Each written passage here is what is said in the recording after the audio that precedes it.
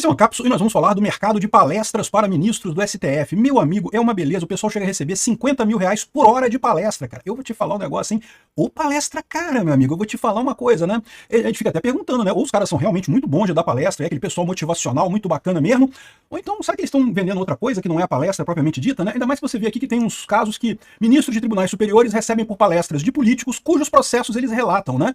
Isso é uma coisa meio assustadora, né? Imagina, você está recebendo dinheiro de uma pessoa que você está julgando um caso.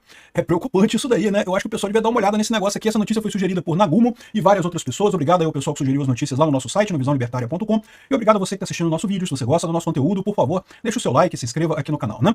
Pois bem, é o que eu falo para vocês. Não existe justiça estatal. Ou é estatal ou é justiça. Não tem como ter justiça estatal. Justiça estatal, por definição, é um esquema. É um grande esquemão o pessoal ganhar dinheiro às custas de você. E só isso. Não tem nada, não tem justiça. Porque justiça, por definição, tem que ser isenta para os lados, né? Para todos os lados. E a justiça estatal, por definição, não é isenta. Ela é ligada ao Estado, né? O Estado que banca todo mundo ali. Então ela não é isenta em caso nenhum. Você pode até entender que em algumas situações, você pode entender que se um caso é muito pequenininho, muito pouco dinheiro, o cara tá julgando o caso da fulana versus a Beltrana, nenhuma das duas é pessoa importante, coisa e tal, pode até ser que eles sirvam alguma coisa parecida com justiça. Mas nos casos importantes em que, por exemplo, você está questionando o próprio Estado, não sei se vocês sabem disso, mas o Estado é parte, numa grande parte das ações que tem, é justamente contra o próprio Estado. E aí, quem julga é um juiz que recebe dinheiro do Estado.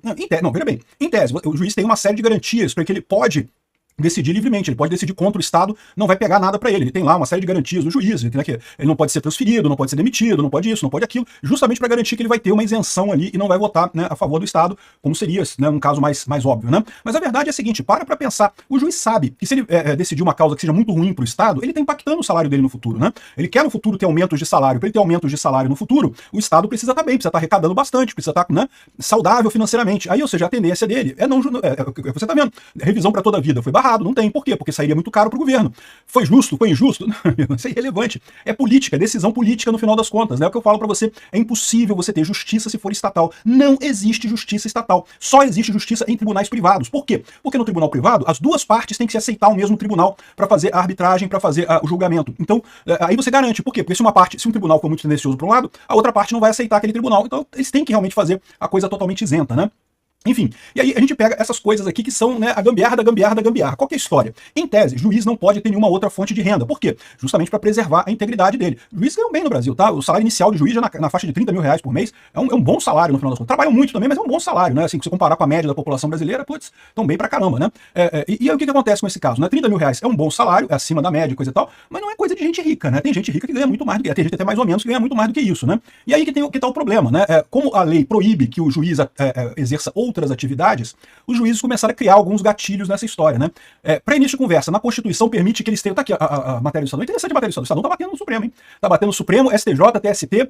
É uma festa que tem um monte de nome. E eles falam que esses números que aparecem aqui são o que eles conseguiram obter de informação. Eles ligaram para as empresas que organizaram as palestras e perguntaram: vocês podem nos informar quanto que vocês pagaram para o ministro XYZ para palestrar? Como você pode imaginar, pouquíssimas responderam, né? De 100 empresas que eles ligaram perguntando essa informação, 5 ou 6 responderam. E essas 5 ou 6 já é uma coisa aqui enorme. Isso daqui deve ser o menos crítico. Por quê? Porque se a empresa achasse que tinha alguma coisa errada mesmo, não teria respondido essa pergunta, né? Estaria no resto, né? As outras empresas todas que não responderam a pergunta do Estadão sobre quanto é que pagam de cachê para os juízes falarem, né? Mas enfim. Então, o que acontece?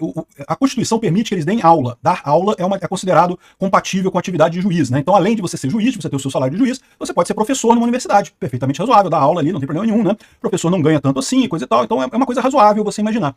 Aí o que aconteceu? O senhor Lewandowski tinha que ser de esquerda, né? Tinha que ser juizeco de merda esquerdista, né? Quando foi presidente do CNJ, se não me engano, fez uma resolução aqui, tá explicando aqui, em que equiparava dar palestras a aulas na universidade. O que é uma coisa totalmente diferente. Por quê? Porque dar aula na universidade, ou dar aulas, né, atividades acadêmicas, é uma coisa de longo prazo. Você fica 6 meses dando aula, fica 1 ano dando aula, né? Todo dia você tem que ir lá, ou pelo menos uma vez por semana, dependendo da cadeira, você tem que ir lá, tem que dar aula, coisa e tal. Então, o que acontece nesse caso, né? É muito diferente de uma palestra. E o problema da palestra é que ela é uma possibilidade enorme, porque, cara, quanto é que custa pra você dar uma palestra? Cara, os valores do mercado estão desde de graça, né? Um monte de gente aí dá palestra de graça, eu sou uma dessas pessoas, até lá em 100 mil, 200 mil, milhões. Tem gente que cobra milhões pra dar palestra por aí, meu amigo. E em tese não tem nada errado, né? Tem gente realmente que atrai muito público. Você pagar caro pra essas pessoas irem palestrar no seu evento, as pessoas vão vir pessoas pro seu evento, você vai ganhar dinheiro e pronto, tá tudo certo, né? Então, essa é a história aqui. O Lewandowski inventou esse negócio aqui. Ó. Em 2016, sob a presidência do Lewandowski, fizeram mudanças na lei que equipararam a atividade de palestra à atividade de professor. Aí veio a festa, aí começou a festa. Começou um monte de contratação de palestra. E, de novo, não vejo nada de errado do juiz ir lá e dar uma palestra, né, ficar lá ali uma hora, ganhar um dinheiro pela palestra dele, acho perfeitamente razoável. Mas eu vejo que esses valores que estão pagando aqui, meu amigo, é valor muito caro para uma palestra. Fico me perguntando se não teria coisas por trás disso daí. Se o cara não está pagando, na verdade, né, por uma outra coisa, e a palestra é só a maneira de esquentar o dinheiro ali da história. É perfeitamente possível você imaginar uma coisa dessa. Você lembra que o Lula, por exemplo, né, na época do Petrolão, teve essa informação de que ele dava várias palestras na Ambev, disse que ninguém assistia, ficava só o Lula falando lá no palco, uma meia dúzia de gato pingado sentado na plateia ali, um batendo papo com o outro, ninguém assistindo a palestra. Quem vai assistir a palestra do Lula? Quem vai querer ver bêbado pinguço falar alguma coisa ali, né? Mas qual que é a ideia? Ele ia lá, dava palestra e a Ambev dava dinheiro para ele, né? Mas aí que tá, isso aí era só a parte, era o esquentar o dinheiro, né? Como eles esquentavam o dinheiro, né? O que estava sendo comprado, o que estava sendo vendido aí era uma outra história totalmente diferente. E aí, outra coisa engraçada que eles falam aqui, ó, é que os juízes todos recebem com PJ, meu amigo, recebem com nota fiscal da pessoa jurídica dele. É lógico, eles não são otários de CLT, otário, só otário para aceitar CLT, meu, o RPA, Registro de Pagamento Autônomo. Maluco esse pessoal, só doido para aceitar essas coisas. É tudo via nota fiscal de empresa jurídica, é lógico, pessoa jurídica, é isso aí, PJ todo mundo. O André Mendonça esse Salomão aqui é outro que recebe pra caramba também, 42 mil reais a hora de uma palestra em junho, e ele é dos caras do pessoal do Lewandowski aqui, né? E o mercado está aquecido, tem um monte de palestras aqui, um monte de coisa, né? De vários tribunais, não é só do STJ, não é do STF não, né? O STF você pode imaginar que são os juízes mais conhecidos hoje em dia, todo mundo sabe o nome dos juízes do STF, coisa e tal, igual a escalação de time de futebol, mas a verdade é que o pessoal do TST ganha também, o pessoal do STJ, que você não conhece o pessoal do STF, são 35 ministros do STJ, você não conhece eles, mas eles ganham dinheiro pra caramba também, né? Por que eles ganham dinheiro pra caramba? Aí eu não sei, né? De repente são muito bons na palestra. Vai que eles falam muito bem, né? Sabem muita coisa e tal, né? A outra possibilidade é o que implica isso daqui, embora não digam diretamente isso aqui, tá? Aqui, ó, eles receberam por palestras de políticos cujos processos eles relatam. E aí, tem pelo menos 2 ministros do STJ que foram convidados para palestrar por um político cujo caso eles relatam na corte, né? O Estadão usou a lei de acesso à informação para pegar a informação que os ministros Paulo Dia de Moura Ribeiro e Antônio Saldanha Palheiro foram a Cuiabá para fazer uma palestra lá para o deputado estadual Max Joel Russi, do PSB.